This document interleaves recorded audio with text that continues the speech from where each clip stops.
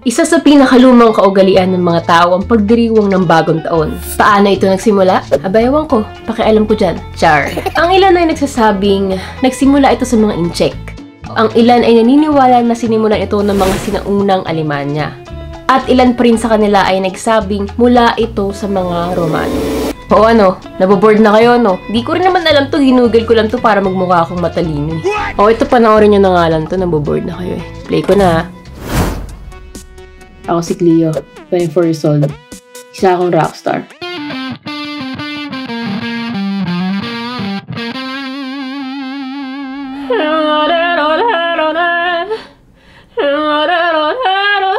Char. Madami na nangyari sa buhay ko ngayon 2023. Nagkajowa ako.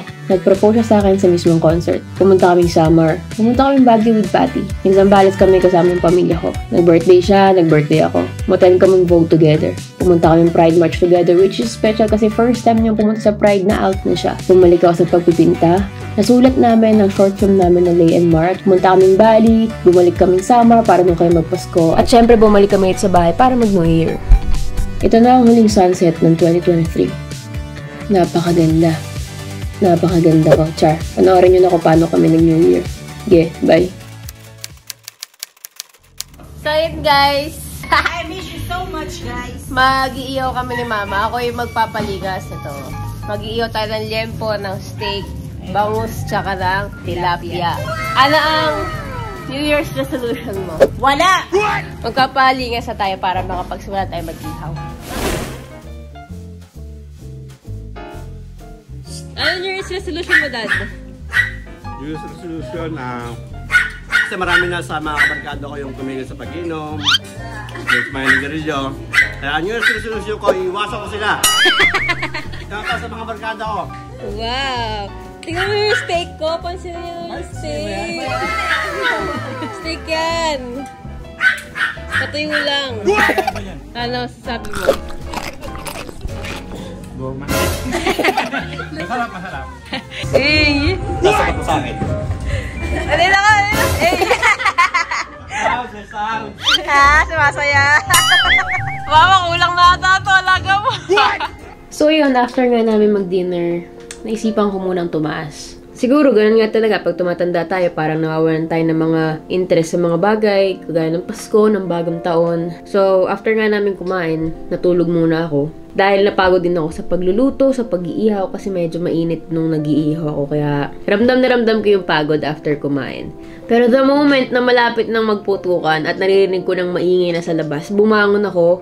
Doon ko ulit naramdaman na parang bata ako ulit kasi na-excite ako makita ng fireworks. Tapos na-realize ko na ang dami ko dapat ipagpasalamat sa taong 2023. Maaring napagod tayo ng 2023, maaring maraming disconnections ng 2023, maaring maraming battles, madaming loss, madaming stress, madaming pangyayari na hindi natin nagustuhan ng 2023. Pero itong tatandaan nyo, kahit sobrang dami nating stress ngayong 2023 at kahit gaano tayo pinagod, sinaktan, nilugmok ng 2023, ito lang masasabi ko. Dapat pa rin tayo maging thankful kasi umabot tayo sa taon na to. Narealize ko na sobrang thankful ako. Grabe, sobrang dami pala nangyari sa taon na to. At pinakita ko naman yung kayo sa intro na marami kaming nagawa together ni Mahal. At sobrang masaya ako na pangalawang New Year na to na magkasama kami ng taong mahal ko at ng pamilya ko. Kaya nung nakita kong malapit ng magbagong taon, malapit na mag-New Year, lumabas na ako at nag-antay na ako ng mga fireworks.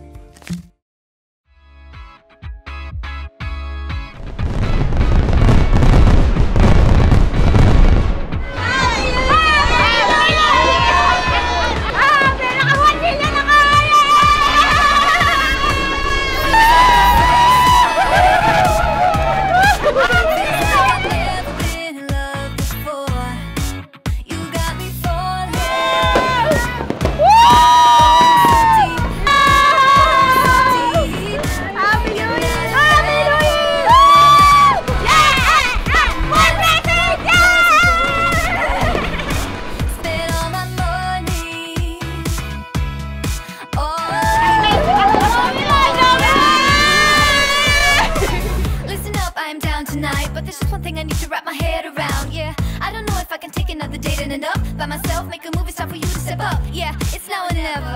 Tonight better be the night. Sige pa!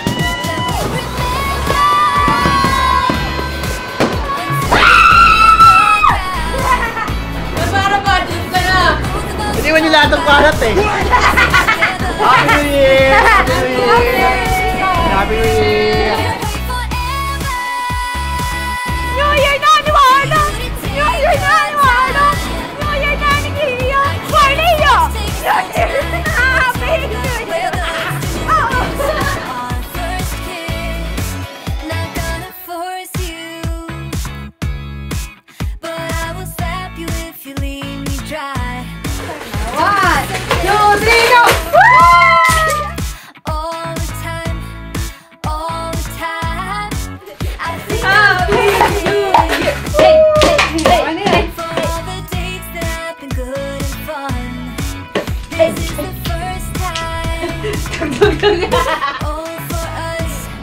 I love you!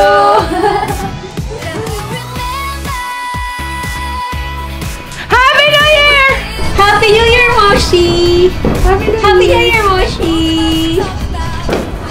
Balutin mo ako ng liwanag ng iyong pagmamahal.